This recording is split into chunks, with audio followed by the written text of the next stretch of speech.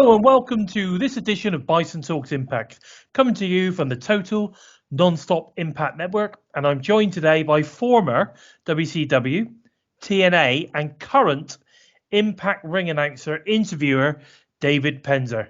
Welcome to the show, David. Thank you, man. I'm happy to be here. I apologize that I do not have video, but it's probably better off for your guests because I haven't shaved in a couple days anyway. No problem. So Plus, I don't look good on a great day, so let's be honest. You look fantastic. Just put up a Photoshop picture of me that makes me look like I have hair, and I lost about 50 pounds, and we'll be good. How, mate? You know what? Maybe I should put up one of the pictures from WCW. There you go. That's sorted. Exactly. You can put the picture up I put on Twitter of me and Pat Sajak and Vanna White and who's the Jeopardy guy? You've got Alex Trebek from about 20 years ago.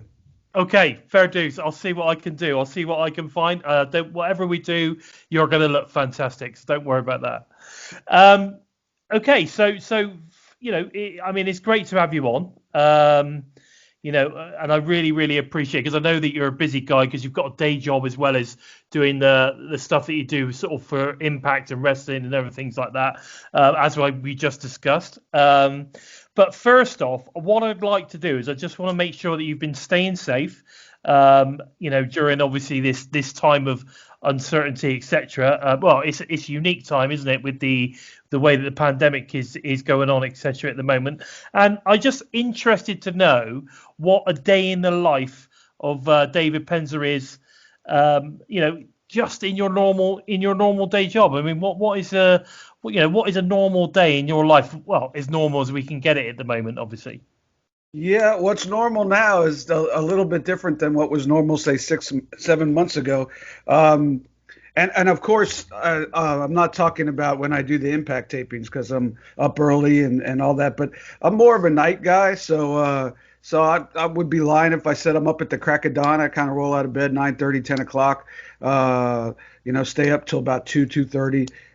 If I have to be out, you know, up for a meeting or a call, you know, or to show a home or close, you know, that's no problem. I could be up at 4 o'clock in the morning and meet you at 5.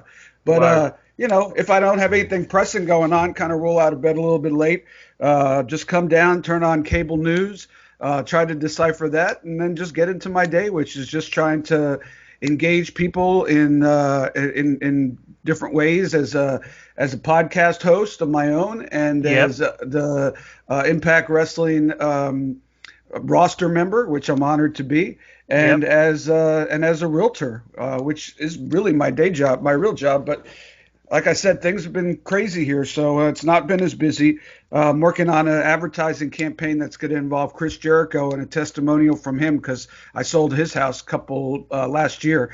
I actually planned on doing this right around March, but of course that was the worst time in the world to do it, so I put it off. But so I'm hoping to get a little busier. Glad for the side work from Impact Wrestling and just trying to get through this craziness. Yeah. I think, you know, how do you show houses at the moment? Because it's interesting enough because obviously I'm actually in the process of buying a new house over here in England. And they, funny enough, I mean, we as long as we wore masks, you know, we were able to go and have a look around people's houses. I mean, however, they were looking at sort of kind of like doing, you know, like Zoom type show rounds, you know, and things like that. I mean, how have you managed to show people around houses sort of during this time? A lot of teleconferencing, a lot of some people I've met at homes, and you know, I say, would you like me to wear a mask? You know, and if they do, I do. If they don't, I don't have a problem. I'm not one of these mask people. I don't have a problem with it. I really don't have a huge problem without it. I'm just, you know, it doesn't offend me in any way. And so, you know, it's just funny because I was really, knock on wood, I was really busy in the months leading up. And usually this is a slow time of the year for real estate, at least for me. But I was really busy in the months and weeks leading up to the pandemic. And then that started. And for the longest time, I'd say for 2 or 3 months, nobody was leaving their house, you know, so nobody was showing homes. Nobody was doing anything. And so little by little, it's come back. But here's the thing, and not to get too much inside the sausage, making of the sausage, but I concentrate, or I have been for the most part since I started almost 6 years ago, been concentrating on working with buyers. Now, I'll sell somebody's house if they want me to sell it. I sold Chris Jericho's, I've sold other people's homes, I've sold plenty of homes, but I'd say 85% of my business is buyers. And the reason is because it's a shark fest down here and in this business. And it's a lot easier to sell because the buyer, if you're selling to a buyer, because the seller pays my commission. Yeah, so it's a lot easier for me to say to you, use my services and you don't have to pay a dime, but I'm going to help you with everything you need.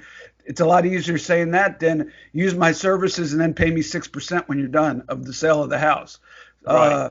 So and again, not to get too much inside baseball or whatever, because I know this is a wrestling podcast, but hey, interesting, behind the scenes you wanted behind the scenes in my life. This is behind the scenes in my life. Yeah. Yeah, no, I was going to say, I mean, I wouldn't, yes, this is a wrestling podcast, but I am genuinely, and I know that some of my listeners really do like to listen to, a little bit more. If I sit here and just ask people wrestling questions, at the end of the day, all I'm really doing is exactly the same as everybody else. So what I like to try and do is sort of kind of delve in a little bit, try and get to know you guys a little bit more, and I think that my listeners like that. So anyway, to make a long story short, everybody from New York, California, the Northeast, not everybody, a lot of people are moving down here. Yes. Not a lot of people are moving the other way. So it's become a huge, huge seller's market to where if I have a client who's a buyer and a house goes on the market where I used to maybe have a good 3 to 5 days through the weekend to be able to feel confident that I could show the house and make an offer and make a competitive offer. If I don't sell that house in 24 hours and don't make a probably over asking price bid, then my buyer's not gonna get the house. So it's become a much tougher market for what I concentrate on doing. So when I do release this new Facebook ad, it's going to concentrate more on trying to find sellers. And so we'll see. Got to adapt. And like I said, thank God that this Impact thing came along, and so it kind of helped me out to bridge this craziness that they call a pandemic. Yeah, fantastic. Now, to get into the wrestling side of things, so you started ring announcing around about 1988, and that was with the Global Wrestling Alliance. Is that right? Yeah, I did. I ring announced with them a little bit, but I mostly just got my feet wet. Put up the ring, and then after they went out of business, helped promote a show or two. After they went out of business, me and the booker Bob Roop bought the ring, and then I started doing the ring announcing a lot more because I was, a co-promoter of independent shows. So obviously, since I wanted to ring announce anyway, it made sense to not pay somebody else to do it. And so and then Bob went to. I've told the story 1,000 times, so I'm not going to bore everybody, but Bob went to WCW as an agent for Ole Anderson, and I said, hey, don't forget me, Bob, and believe it or not, he didn't forget me, and with the help of him and Jody Hamilton, I got my foot in the door at WCW, stooged around up there for a few years, and then got a chance to be a backup ring announcer, and the rest, as they say, as a cliche, is history. Yeah, so I mean, you joined WCW around about 1993-ish, I believe. And you were there right the way up to 2001. So that meant that you must have, obviously, you saw the rise and fall of the promotion. And I bet you have some incredible stories to tell, what it was like during that time and with the promotion. I mean, I could imagine that, when you originally went there, there must have been a big excitement, a lot of buzz. How did it sort of kind of, where do you think it sort of started to go wrong at WCW? Well, it started out wrong, and then it got better, and then it got bad again. It was really not by the time I got there, which was around 91, 92, as a backstage, helping around, bringing up enhancement talent, walking around with the sign-in sheet, running guys for interviews, making sure they're at the gorilla position before their matches. It was doing okay, but it was floating along on Turner's dime for sure. And the house shows were way down. 1,000 people was a good house. And, the average was about 500-700. and then they had to rebuild from Crockett selling to Turner and the mistakes that Turner and Jim Hurd and those guys made when it went corporate.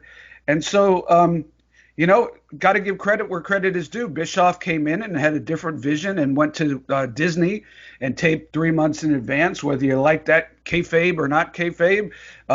It was different. Yep.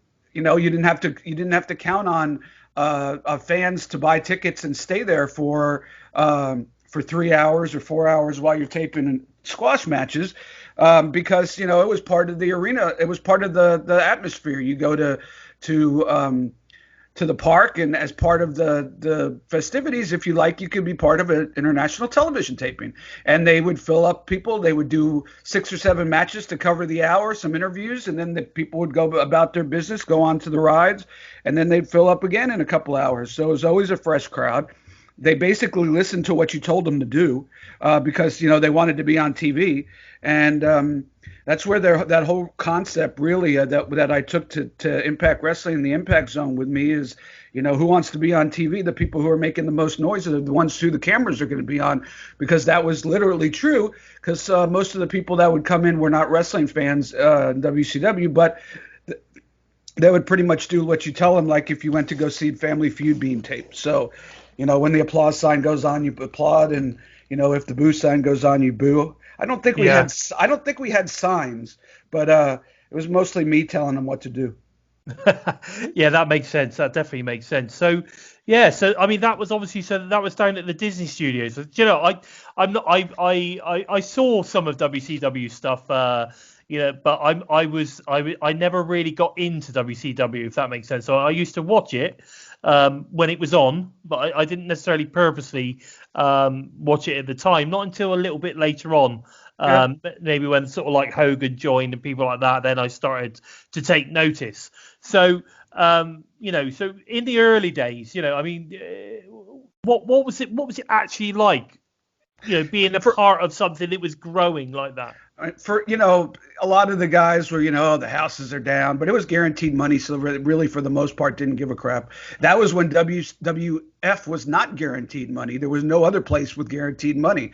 So WCW, even though you're playing to 400 or 500 people, or you're playing the crowds in Disney, was a great gig, because most of the guys were at least making $1,000 a week guaranteed, if not way more, if you're a Ric Flair or a Sting or a Lex Luger or somebody like that. But it's hard to get excited about that, and but for me, I was just like a kid in a candy store. The candy store might have been only half full, but still, I still got to explore the other part of the candy store. So I was thrilled to death, and just working hard, doing whatever I could to keep my position, to learn, and show that I'm a valuable asset in every way I could be, because just being a ring announcer isn't enough sometimes, And then we got this guy called Hulk Hogan. Eric came in and convinced this guy called Hulk Hogan, who happened to be taping at Disney, his non-wrestling show. And what was the name of that show? Now that I think about it, he did Thunder in Paradise. No, not right. Thunder in Paradise, but something like that. Anyway, so he convinced Hulk to come in and started to move the needle a little bit. And, all of a sudden, we're doing 5,000 people in Orlando. Actually, what really started moving the needle even before Hogan started moving the needle, because he was just trying to find his way in sort of a different kind of promotion than WWF was, a Southern type promotion. Yeah. And his gimmick didn't 100% match the promotion's fans. But I'll tell you what really did was Randy Savage coming in and feuding with Ric Flair. That's when I can remember you notice that the houses, all of a sudden you'd go to a house show. I can remember one night in Greenville, we went to a house show, and we maybe had like 700 people the last time we were in Greenville. We had about almost 3,000 people, and that makes a difference. I mean, that's 4 times the amount of people, I think, if I'm pretty close. So you notice that, and then all of a sudden you could see the houses going up a little bit. The houses that Hogan was on, they would be 4,000, 5,000, 6,000 people, and then the famous conversation that Eric had with Ted Turner, where Ted said, "What do I have to do to compete with Vince. And Eric, thinking it would never happen, said, "Put me on head to head with Raw." And Vince and Ted Turner said, "Go." And Eric said, "What the hell did I just get myself into?" But you got to give him credit, man. He hit the ground running. I mean, from the very first episode, was creative as hell, bringing Luger in when everybody thought Luger, including the WWF, thought Luger was under contract to them still. He had just been on a house show the night before. And nobody knew that he was coming in except for maybe a handful of people. And when he walked out at that show, that's when I remember thinking to myself, all right, we ain't messing around anymore. This isn't the old WCW, where we advertise where people are coming back for 6 weeks, Now we're trying to hook people. Yeah. And then that got followed by other surprises. And then I remember Sabu, I think, debuted on the second one from the Night Center in Miami. And then, of course, Hall and Nash and the amazing story that Eric and them came up with for those guys to play off the wrestling war.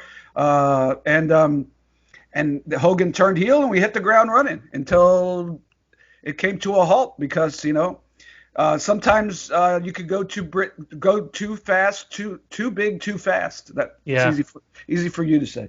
But we went too big, too fast. You go from being excited about 3,000 people in Greenville to, expecting that every Monday night you're going to sell out a dome or a major stadium and it's kind of hard to go from there. If you're filling out a massive set, where do you go from there? There is nowhere to go, is there? Because once you start filling out massive domes, the only way to go is going to down, right? Well, yeah, and I have a podcast called Sitting Ringside, and I once asked, I had Eric Bischoff on the podcast, and I said, Eric, you used to tell us all the time, we're going to put WWE out of business. They're taking the water coolers out of WWE. They're going to go out of business. I said, did you ever have a plan for what you were going to do when that happened? He goes, absolutely not. He said, I was just going by the seat of my pants and trying to keep you guys motivated. So I'd always wanted to ask him that question because I figured, hey, yeah, well, here's a plan of WWE, but no, that's not what happened. And, I think that's one of the things that made Nitro exciting is because it wasn't very heavily pre-scripted and it was changing up until almost the time it went on the air, sometimes while it was on the air. So it made it that nobody really knew what was happening. And that could be fun a lot of times, especially with the internet and the kayfabe sheets and all that, smartening you up to everything that's going on. It's as we saw at Slammiversary, it's sometimes fun when you don't know who's going to show up. Yeah, it's interesting that you say that, and I as much as I get the whole pre-tape situation. I think that, like you say, with internet, social media, and all that kind of stuff, the dirt sheets, etc., that are screaming to try and find out what happened at tapings and etc. They want to spoil everything. I think one thing that this pandemic has done for the wrestling industry or Impact as a whole is almost put them on an even keel with everybody else. So when I say everybody else, I'm talking WWE, AEW, etc. Along the lines of, well, none of us have an audience. None of us are now in a big arena. We've now got to rely on our storytelling, our talent, our roster, and what we can actually physically do in the ring. Now, and then all of a sudden, Impact Wrestling becomes this, this thing where, people are going, actually, we're taking notice now. They're putting on really good shows.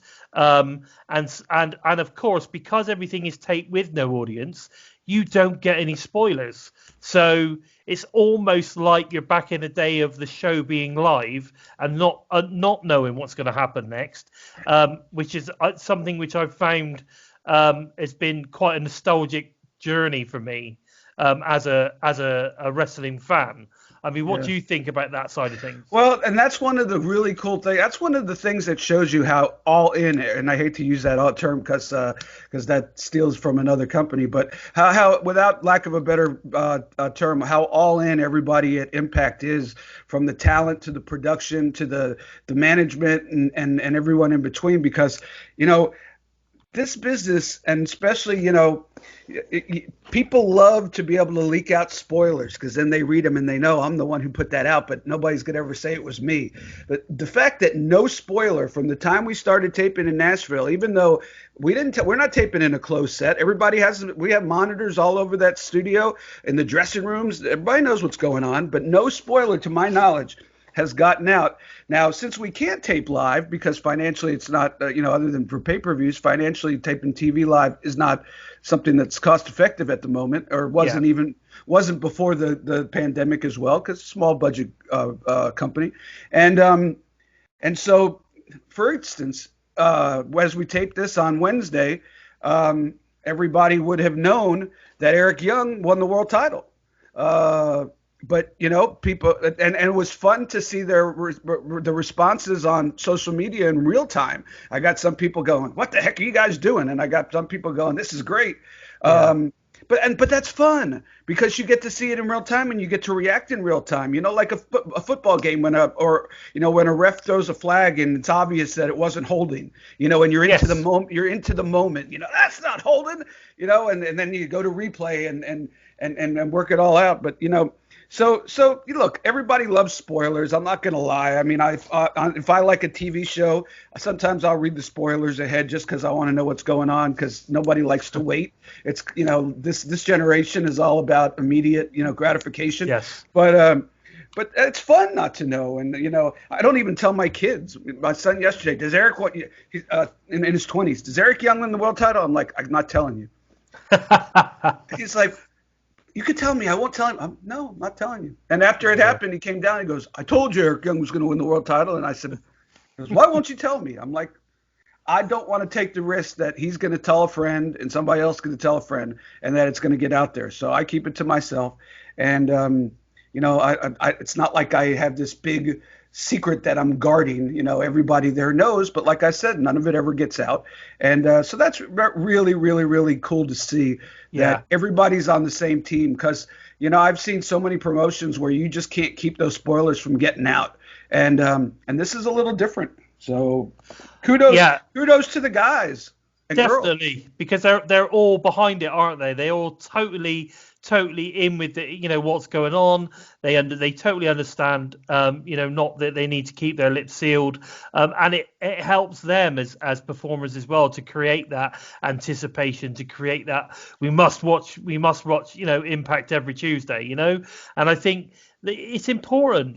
People need to start understanding that this is what makes wrestling really, really interesting and making you want to tune in to watch it. Like I use something like, I don't know, Sons of Anarchy, for instance, or Game of Thrones or something like that. At the end of the day, if you knew everything that was going to happen in the show, then you wouldn't necessarily watch it because you'd be like, well, I know what happens, so what's the point?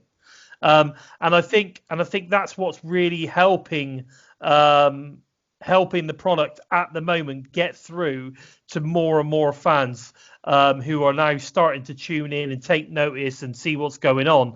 And I think it's great. I think what the guys are doing now is great.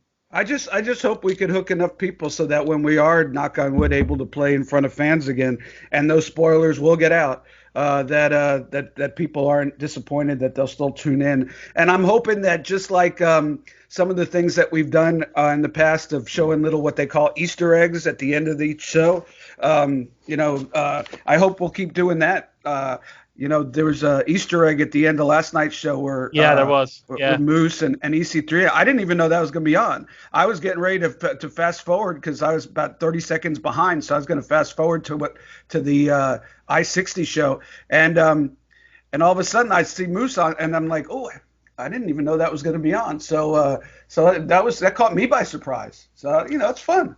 I think what is interesting about the promotion at the moment is they're also trying different things. I mean, like WrestleHouse, for instance. It's a different idea. The way that they're, kind of pushing different ideas forward. I think I don't know whether WrestleHouse, for instance, would have happened if it wasn't for the pandemic. I'm starting to think, are these guys? They're starting to think outside the box a lot more. I mean, I don't know exactly how that happened, but I'm pretty sure because we did Slammiversary and then we had to do 6 weeks of shows in 2 days.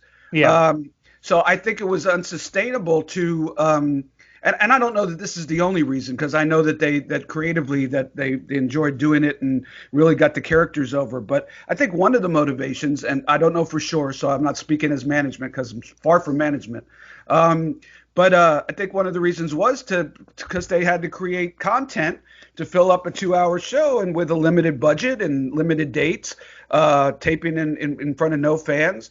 Yeah. You have to get creative as to how you fill in the stuff. So they were able to knock Wrestle House out in a day or two and then tape the rest of the shows around Wrestle House. And it's funny, a lot of people, a lot of fans are just tuning into Impact Wrestling for the first time, and I've heard a lot of people say, this Wrestle House thing I don't like it. And if you're just tuning into Impact and you don't know the characters, I get it. Yeah. I mean, if you don't know what Johnny Swinger's character is, old school, mocking the old school, if you don't know what Sue Young's character is, Susie, if you don't know, the Deaners, if you don't know those characters, then yeah, you're just, Johnny Bravo, you're just tuning into the silly fake reality show with wrestling in it. But if you know the characters, I thought it was brilliant. I loved the hell out of the one last night, the last one that they did. It had me popping the entire time. And even I always write this on Twitter, even every time I see the Wrestle House opening with the first scene, they have Johnny Swinger putting his hand around, I think it's Alicia and Susie, and that's right. Susie pulls back and does the "that's bad" thing. That makes me laugh every week for real, just because I think Susie's character is hilarious, and so I just. It's just something different. But if you don't know the characters, sure, it's not compelling. But the cool thing about that is people are going to get to know the characters. And I've talked to a lot of the agents and producers about this in several different companies. And the one positive, if there could be a positive out of this whole wrestling in front of no fans, very little fans, fans online, fans on computer, whatever it is that the characters really had to figure themselves out. Because you can't rely on the audience to figure your character out. You had to know exactly what your character would do and say and live that, because that's the only reaction you're going to get from the people at home. So I really think it's going to be a stronger product all around once we could get out of the studio. It's just when we could do it that's frustrating. Yeah, no, I think it's an interesting thing. I mean, I spoke to Jimmy Jacobs about 2 or 3 weeks ago, and what we discussed was the fact that what this is helping the wrestlers do is almost really hone in their sort of kind of larger than life acting skills, because they have to really sort of, to get themselves over, they've got to really project themselves. It's almost like they're on a stage in a I think you know what I'm talking about, like a play, for instance, like a stage on a play, and they have to really kind of over everything that they do. Everything has to be big gestures. Your facial expressions. Everything has to be really, really big and really strong. And I think that is the one thing that I can take from every single show that they're doing at the moment, is that side of things seems to be growing. Those characters are getting, like you say, larger than life. They're becoming almost organically something that they might not ever become if this situation hadn't occurred that we're in at the moment. No, I agree. 1,000%. Yeah, it's changed the game. It's made people up their game. It's made people understand what their character is and what makes it tick and really be their character once that camera goes on. There's been people in this business that have lived their character. Ric Flair comes to mind 24/7, and there's been some, like in Hulk comes to mind, that when the camera's on, he's Hulk Hogan. When the camera's off, he's Terry. And really, so you could live your gimmick. Gallows and Anderson kind of live their gimmick all the time, I think. But but whether you do or not, you have to know what that character is, and you really have to be that character when the camera's on. And that's one of the things, the positives that come out of this huge negative. that I'm looking forward to seeing how it'll translate once we're back in front of fans, because I think it will be a benefit for all promotions, and especially Impact Wrestling. Oh, without doubt, without doubt. Now, what I was one of the sort of going back a little bit. Now, in 2017, you made a short return to TNA, which it didn't act for it wasn't for very long. I don't think it was even a year. But I remember that you sort of kind of made an announcement that due to budget cuts and all that kind of stuff that you weren't going to continue with the promotion. What is the difference between the promotion, say, in 2017 and the promotion of 2020? What is the biggest difference, do you think? They slowly but surely, and they didn't try to rush it, which is always your instinct is to try to rush back and hot shot. But and look, you could compare it to the pandemic. The instinct is to rush everything back, and then the things spread again, and then so you had to pull back, so it's just a part of life. But they really, and I give Scott and Don and Ed Nordholm total credit for this. They really slowly, then patiently, and it's hard to be patient when things aren't going well, patiently rebuilt this thing from the ground, from the bottom up. And whether you love it or you hate it, there's a vision there, and they're living true to their vision. And so it's not going to be everybody's cup of tea, but they slowly but surely built their way up to where they from the almost I hate to say it because it sounds cliche, but from the dungeon, and then you rose in the ashes to where they're I don't even want to say players again, because I wouldn't compare us to WWE certainly, or even AEW. But I think we're on an even playing field at this point with a Ring of Honor, or even bigger than like a MLW. And I don't know if that was always true back when they were on the Pursuit Network. Right. So it's been a very patient, very steady, just rebuild. And the fact that they now are in a position where they could fly me where they couldn't fly me before, which is why I left. No hard feelings. I don't want you to lose money on me, and certainly wouldn't expect you to. But now that they're back in that position, I don't think anybody's making WrestleMania money, but everybody's is eking out a living in a pandemic, and you can't complain about that, quite frankly. No, definitely not. Definitely not. Now, I mean, obviously back in March of this year, I mean, the rumors were all over the place. I mean, nothing had come from you at the time, but the rumors were rife that you were going to be making a return to the TNA No Place Like Home event, which is obviously being promoted by Impact Wrestling. Sadly, due to obviously the COVID-19 outbreak, this event never actually took place, and I'm hoping that it will, once we're sort of kind of back on an even keel again, that they will look to put something like this back together again, because I think it would be a really cool event, and I was genuinely really, really looking forward to it, to be fair. But not long after, we then obviously got the announcement that you were going to be signed and were coming back to Impact on a full-time basis, as much as full-time can be at the moment, as a ring announcer, which then we sort of kind of start to see that you also then started doing some interviews and a few different bits and pieces on top of that as well. So, I mean, how did that all come about? I mean, was it just that they contacted you about the TNA thing, or was there always a plan that once that was done, you were going to be, joining the company, or how did that actually pan out? I wish I could say that it was all planned out, but it's a funny story, actually, if you'll indulge me.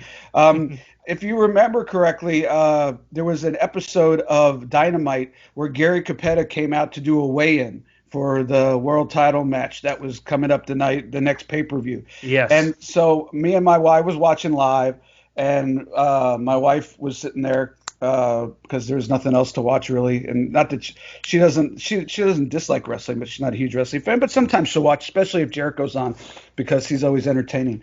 But so we were watching, and Gary Capetta came out, and my wife said, "Why wouldn't they call you?" And I said, "Well, And then she said, "Are you upset?" And I said, "No." And they wouldn't have called me. I said, "Gary used to do that when he was in WCW. He used to do that type of stuff. I never did that stuff. They had Mean Gene. Why would they Yeah. ever use me to do anything like that? They had Mean Gene. They didn't have Mean Gene when Gary was there." And she said, "All right." And she said, she was walking upstairs because I told you already, I stooge myself off. I go to bed late. So she was walking upstairs to go sleep. And she looked at me on the staircase and she said, "You sure you're not upset?" And I said, "Lisa, I swear to you, I am done with this business. Nobody's calling my phone. I'm happy that I got my little place in the podcasting, that a few people remember me from WCW and TNA. I'm happy with my place. Nothing to worry about." 2 hours later, I got a text from Scott D'Amore. "Are you available next Saturday, Friday? And have you ever done play-by-play?" Wow. So my response was yes. And 25 years ago, why? So I honestly didn't know why, because he never got back to me. So I'll get back to you tomorrow. So the next day, Bob Ryder calls me and he said, "We're flying you up to TV." And I said, "Am I doing play-by-play?" He said, "I think so. I'm not 100% sure." And I don't know if you remember, but this is around the time when Josh did something that he had to like apologize for, but it was sort of like a work type thing. And Okay. and so in my mind, they're suspending Josh. They're bringing me in. I don't know. Nobody told me. So finally, Scott called me the next day and he explained to me. Thank God I wasn't filling in for Josh on the main show. I would have had a heart attack. I can't do this near as well. I mean, and anywhere as close to what John and Josh and Madison and Don and those guys do. Stryker doing Explosion the last couple of weeks. And he said, "No, we're just doing a 1 hour show for promotion of There's No Place Like Home." And at first he said, "I think it's going to be you and Scott Hudson." And so I was like, Scott Hudson could call the play-by-play. I just have to fill in the gaps. That'll be a piece of cake. And then he called me and said, "Scott can't do it because he has a work situation. So it's going to be me and you." And I'm thinking, well, me and you, that means I'm doing play-by-play? He said, "Yes." So I said, okay, with a smile on my face. But I then, went on and had anxiety attack. And I just look. Part of me wanted to say no, this is not in my wheelhouse, but I've never said no, especially when it comes to this business. I just told my wife, I said, "You know what? I'm going to go do this as best I can. If I make a fool out of myself, at least I tried." And I think it went okay. So then I was told I was going to do the play-by-play for the pay-per-view, which then I was looking forward to a little bit. And then, of course, we know it didn't happen. So Yes. fast forward a little bit, pandemic hits. We're watching AEW again. It's just this story. You can't write a story like this. Me and Scott joke about it all the time. We're watching AEW like 2 weeks after the pandemic shut everything down. And if you remember correctly, they had their talent socially distanced out in the crowd. That's right. Yeah. So my wife looks at me and says, "I wouldn't be comfortable with you doing that right now." We look back and we don't realize, but nobody knew if everybody was going to die from this thing. I mean, nobody knew. Now people know, what to look for, and that, so many people are asymptomatic, and, if you're not older or have a pre-existing condition, the chances are you're not going to die from it. Nothing in life is guaranteed, but nobody knew. So she said, "I don't know if I'd be comfortable with you doing that." And I said, "Lisa, you never have to worry about that because nobody's calling my phone asking me to come do a TV show." I swear to God, she went to bed. 2 hours later, I got a text from Scott D'Amore. "Would you like to come to Nashville? We're doing studio tapings and we'd love to use you." After I had promised my wife the night before that I wasn't going anywhere because nobody would want me. But I just told her, I said, "Look, this is an opportunity. I don't know how long it's going to go on, but I can't turn it down." And, there's an old saying, you get busy living or get busy dying. And if for some reason, that the worst happens, and then at least I went out doing what I love to do. And she said, "Okay, I understand, but you're driving, you're not flying," which I was fine with at that time, because I mean, you got to remember, at the beginning of this thing, nobody knew anything, so you didn't want to fly it for sure. Definitely. But since then I've flown up to Nashville and back, and it's been fine. Southwest always leaves the middle seat open, and it's usually not anywhere near full anyway. So it's not as scary. I think the more that they've learned about this virus, the more we know like I said, who needs to be worried and who needs to just be careful. I don't think anybody should blow it off, but some people have to be careful and some people have to be worried. My parents are late 70s, early 80s. I don't think they've been out of their condo since March, and that's smart. Me, I got put on my mask and I go out and go sit outside and meet some friends for drinks. But it took me a long, long time before I was comfortable to do that even. Yeah, no, I think it's. I just think people need to be sort of kind of like think about others, and I think for me it's more about that. I mean, I get like I'm not really. I don't want to wear the mask, but at the end of the day, I sit there and think, right, I'm about to go indoors. There's going to be other people. I don't, if I've got something, I don't want to pass that on and be responsible for giving somebody something. So I'm going to put my mask on. I mean, in this age of a 24-hour news cycle, the media overplays everything, and they've certainly overplayed this, I believe, to where there's teachers that are going back to school that are worried that I think probably don't have all that much to worry about. They should worry probably more about putting on a seatbelt when they're driving to the school than going in with the class. But with that said, it's not only coronavirus. The media. I remember there was a Category 4, almost Category 5 hurricane that was supposed to slam in Louisiana-Texas border last weekend, and my wife is afraid of hurricanes, and she was like, "I'd be out of there. There's no way I would stay home." And I'm like, it's not as bad as they say it is, because they said that I don't know if you remember, but and you're overseas, so you might not even pay attention. But even the governor of Texas was like, people are saying this is an unsurvivable storm surge. And I said, Lisa, there's been plenty of hurricanes. This is a bad one. Don't get me wrong. And I don't know that I want to be there when it slammed in. But, as long as you're careful, it's not the end of the world. Some people probably unfortunately pass away. Most of it's going to be, exposed wires and stuff. And yes, twisters and tornadoes that come out of the hurricane. But the hurricane really doesn't do all that much. She said, and as you could tell, I don't stay on one path ever when I talk, so I hope that you find this semi-entertaining. But I said to her, it's a little glimpse behind me, I guess, my neurosis.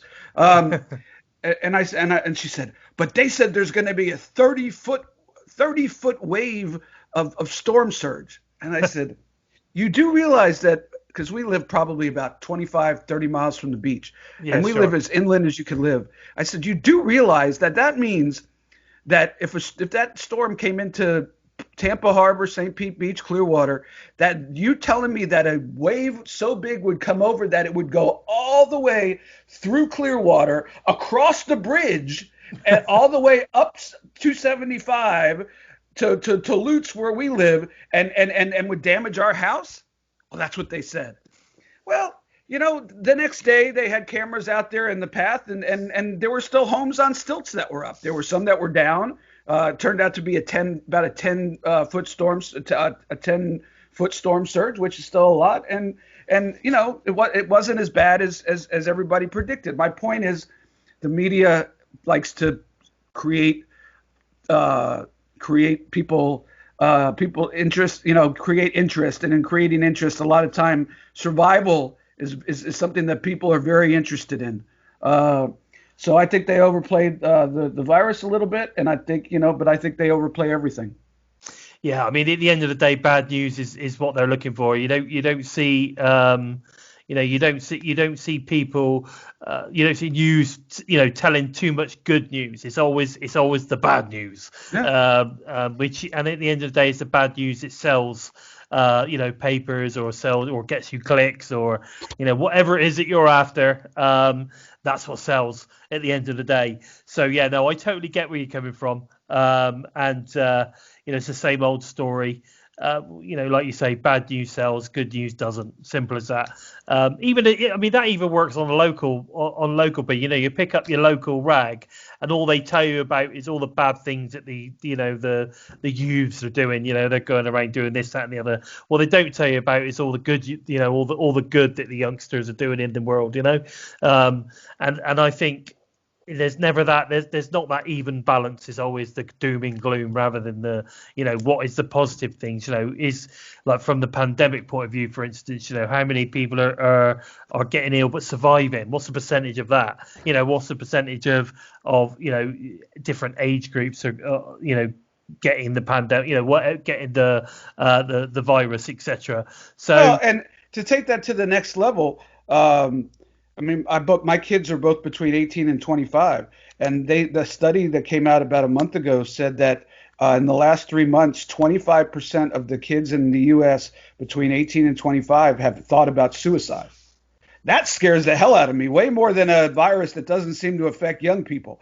I don't want to get it, and I don't want my kids to get it. But getting the coronavirus, knock on wood, you have a chance to succeed. Putting a bullet in your head or something like that, you don't get a second chance. You don't get an opportunity to go to the emergency room. So, you don't hear about some of the negatives. I know that, around the world, there's a lot of children that are starving, not so much in the U.S. and modern countries, but in not as modern countries. And, there's a lot of things that they don't report that this virus has caused. That's not just dying from coronavirus. It's exactly, dying from, it's addiction going up. Shit, hell, alcohol sales are up about 300% in this country. Yeah. I mean, if you're being told to stay home all the time, I mean, you got, it's gonna have effect on your mind, your body, lack of exercise. You're gonna start eating more, drinking more. I drank way too much when this thing first started. I'd say for the first 3 weeks, I was a drinking fool, and finally I had to look at myself and say, Penzer, you need to snap out of it and at least attempt to live your life, and maybe have a few at night. But yeah, it's very tempting to get into that situation because you don't know what the future holds. You don't in your mind, and you could go out food shopping and be dead 3 days later. No, exactly. Yeah, I mean, you get run over. Why not drink? Totally. Just live your life. That's it. Just live your life. I think that's there's no better thing to say, really. You just got to live your life. Take every day as it comes. Do what you need to do, and just live your life. And find the joy and find the positives in every situation. And that's why I was so happy to have the opportunity to go back to the wrestling business, and especially the Impact. After the first day, and I've in addition to ring announcing and doing the Around the Rings, I've also been helping to produce the digital stuff, the stuff you see that's not on television, little clips, and so after the first day, I was up in Nashville and producing the digital, and then running to go do the ring announcing, and then running to go do Around the Rings. And Demore looked at me and said, "How you feeling?" He goes, I said, "Scott, I'm home." And I didn't really mean home in Impact, because Impact was a home I didn't recognize for the most part, other than a few of the agents. But the wrestling business, I'm home. This is what I was born to do. This is what I'm good at. This is my passion. And you needed that. You need that in the situation. I desperately needed that to get back on track. I came back from Nashville a totally different person that left Tampa, as far as my thoughts about moving forward in life and all that stuff. So I'm not sitting here saying I was thinking about suicide, No, I guess that. Yeah, I know what you mean. But I was pretty down, like I said, my real estate business was going good. About to come out with a big ad revenue thing with playing off Jericho. And then all of a sudden, the world stops and it's uncertainty. So, Scott, by giving me this opportunity, and I don't think I ever told him this, or if I did, I don't know if I said it strongly enough, but not only gave me a great opportunity to get back in the wrestling business, but really gave me the opportunity to get back with life, because I was kind of floating around there for a while, not knowing where I was going, although there was a lot of vodka involved.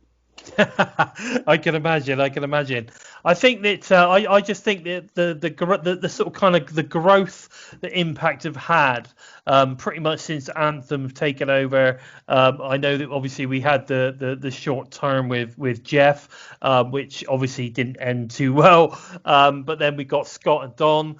They come in, and ever since those guys have taken over, as far as I'm concerned as a fan, it's been slowly catchy monkey, and everything's sort of kind of gradually been improving. It's always got these little things, these little niggly things here and there, and a lot of people always, you see guys, especially that aren't necessarily fans of the promotion, but they like to sort of kind of like pick the negatives all the time and sort of really push them to the forefront and completely forget some of the real positive and some of the good stuff that's being done. And what you tend to find is over time, a lot of the negative stuff that people have been saying is actually starting to go away. So, like people were moaning about things like the production values, for instance, of the Impact Plus specials or the Twitch specials or whatever. Well, just before the pandemic, we started to see that the production values of those shows were starting to improve quite a lot. You were getting a lot more, a lot better production. You were getting better sound, different camera angles. They were trying different things, different announce teams, and they were trying lots of things, and not everything worked. But when they found someone that did, they then realised it and they stuck with it and they moved forward. And I think that is something that we've seen over the last predominantly, I'd say, 2 years. We've seen quite a lot of growth, whether it be from a roster performances, whether it be the way that the storylines are being built, the production value of that, the production value of the backstage segments, the stuff like Wrestle House that have now started to come on, the way that these things are being portrayed, the storytelling, everything has started to sort of kind of step up a gear, and it seems to continually do that, almost from month to month, really, because even from the last Slammiversary pay-per-view, we've even stepped up again, and that's during a pandemic. I don't know. That's my thoughts and feelings about how far the show has come in the last 2 years. Now I know that obviously, regardless of whether you were part of the team or not, you've obviously been continuing to watch the show. What are your thoughts on the way that the brand has moved from, certainly in the last, say, 2 years, for instance? I think it's the last 2 years where we've seen the most.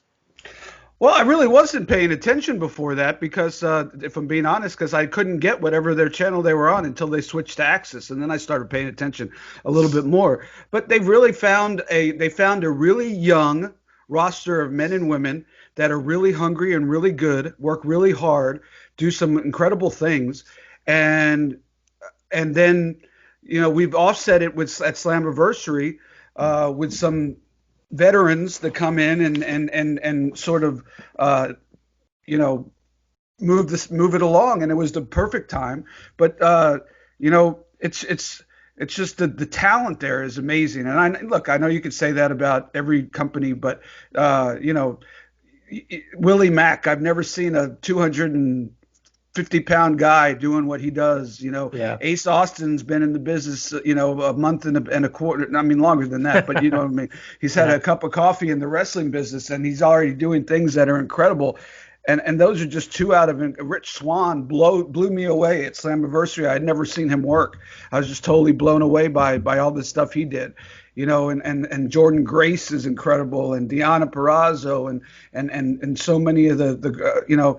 And then you throw in a swinger for comedic relief, somebody like that, or a Rohit Raju, who, good things have come to his way, and he's really worked hard to get there. And that's fun to see, too. It's fun to see.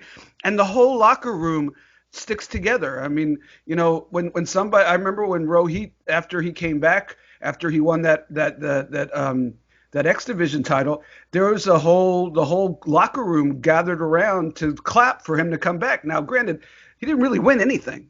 It was written that he won something, but they were happy for him that it was written that he won something because he's worked so hard. And that's something that you don't see a lot. And it's really enlightening to watch, and it's fun, and it makes you want to work so much harder. It makes you want to succeed so much more to see these guys work so hard, and girls, and then they reward each other. Forget about the rewards that they're given by management, but they reward each other, and they're literally excited. Same with Eddie Edwards after Slammiversary. At the entire locker room was, I can remember when I was up in Atlanta doing the TNA show, and they had Mike Jackson, 70-year-old Mike Jackson, come to do a match with Johnny Swinger, and he was doing all this high flying stuff and literally got a standing ovation. Nobody in the locker room had probably ever seen Mike Jackson wrestle, let alone knew who he was. But they saw a guy who was 70 years old, who loves this business, who went out there and did incredible things for somebody his age, and they gave him a standing ovation coming back. It's just really cool to see that they not only love what they do, but they appreciate hard work and success, and they're very happy for others when that hard work and success pays off. You can't help. It's just human nature. You can't help but not be excited when you see stuff like that. It's interesting you to say that, because one of the things I took away, because obviously I'm in the UK, but I do try and get over to Impact, as and when I can.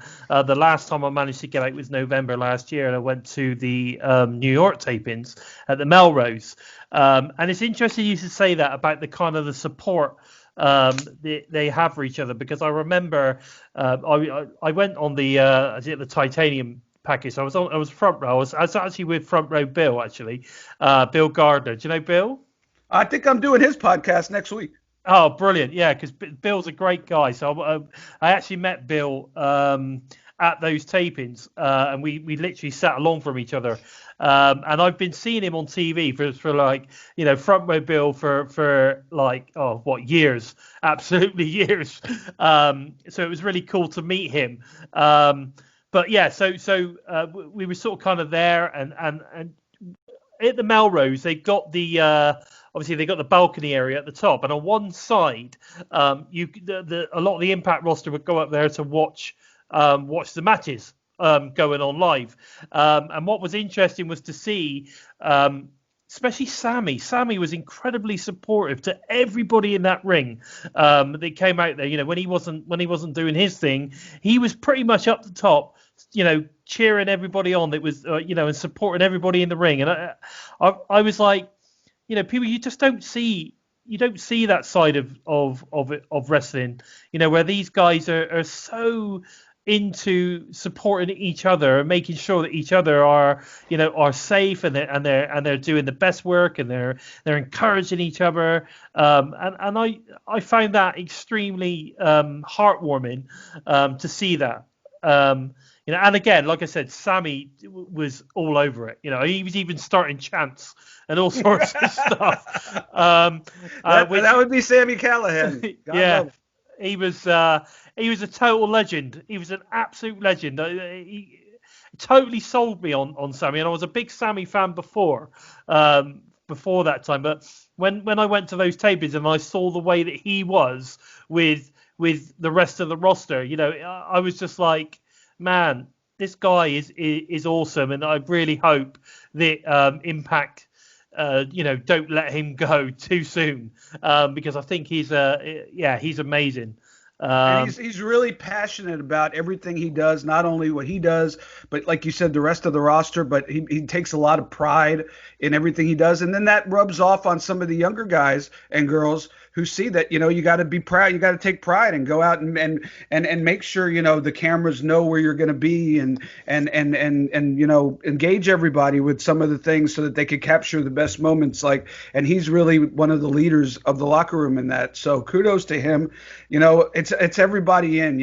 Tommy Dreamer, always talking to people, whether he produced their matches or whether he just saw something, always talking to people after the matches and explaining, Gail and Madison to the girls. And it's just, I don't know what anybody else is doing. I've not been backstage to a WWE show. I've not been backstage to an AEW show. I can't tell you what anybody else is doing. I can just tell you what we're doing. Not only from a television standpoint, but from I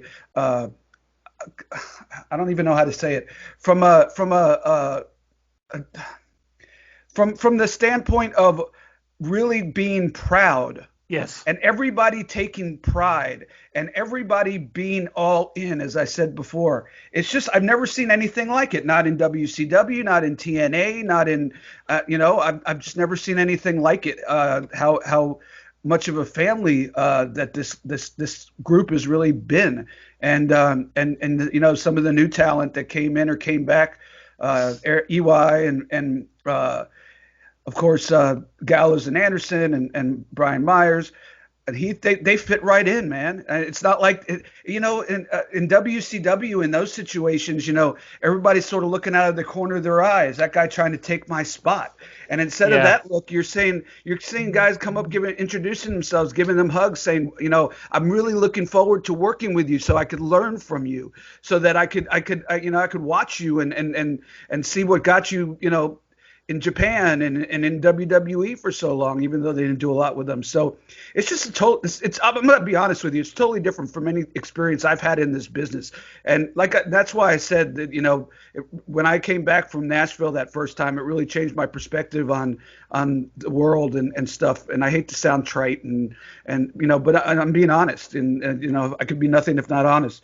It's really fun to watch. So it's fun that people are getting invested. I love going on Twitter and watching some of the regulars and the people that love it, and they legitimately have fun because the talent interacts with them, and we go back and forth, and we play around, and nobody takes themselves too seriously, and even D'Amore gets in on the action, almost every week. He does. Not very often you could be, going back and forth with the executive vice president of a wrestling company while their product is on the air. So it's just really fun. It's something special like I've never seen before. I'm not just saying that because I work there. If they had to let me go tomorrow, I'd say that 10 times stronger.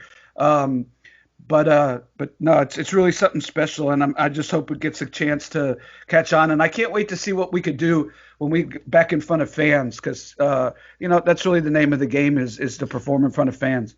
I think the fans are itching to get back to live shows. I really do. And I really think that once we start to get to be able to do that, we're going to start seeing some really good turnout, some very enthusiastic fans really getting involved, and fingers crossed that happens sooner rather than later. And for me, an Impact fan sort of kind of across the pond, I hope and pray that you guys come across and do a little European tour of some sort, because the fan base in the UK for Impact is still there, and they still are all waiting for the day that you guys come back. So from a UK fan to Impact, that we cannot wait to see you guys live again, and when that does happen, it's going to be a very, very special day. Very, very special day indeed. So yeah, we're excited. Well, I think to be honest, we've been going for nearly an hour, David. So I think I can talk. That's one thing I can do good is talk. No, it may not make any sense, but I can talk. So that's fantastic. So I think I think we're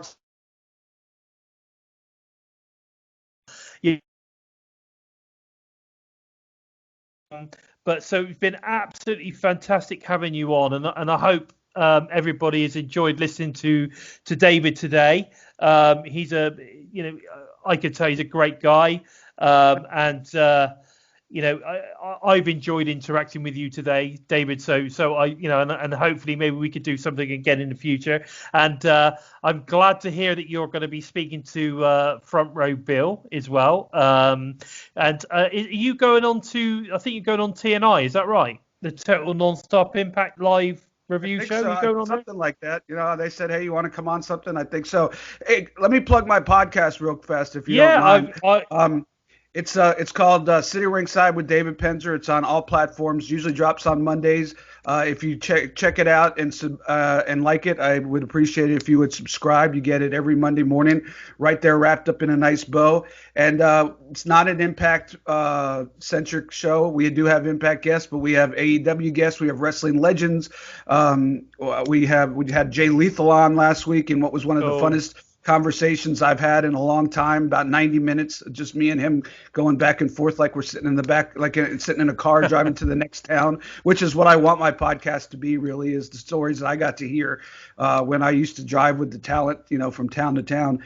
And so if you like that, check it. If you haven't heard about it or seen it, check it out. There's a ton of archives, like 3 years worth of archives with like almost every name that you would know. And Damore's been on a bunch of times, and Ed Nordham's come on a couple of times. And we usually have him every year before Bound for Glory to do a state of the Impact Wrestling edition. I haven't decided yet if it's appropriate for me to do that this year, because I would think that probably because I love this product as much as I do, I wouldn't be asking questions that I normally would be asking if I wasn't a part of it emotionally. You'd be a little bit biased. Emotionally invested. So I don't necessarily know that we're going to do that this year, but we did it a few years, and Ed's a great guy, and I tell him all the time he's probably the most down to earth of all the people that have run wrestling companies, and no disrespect to anybody else.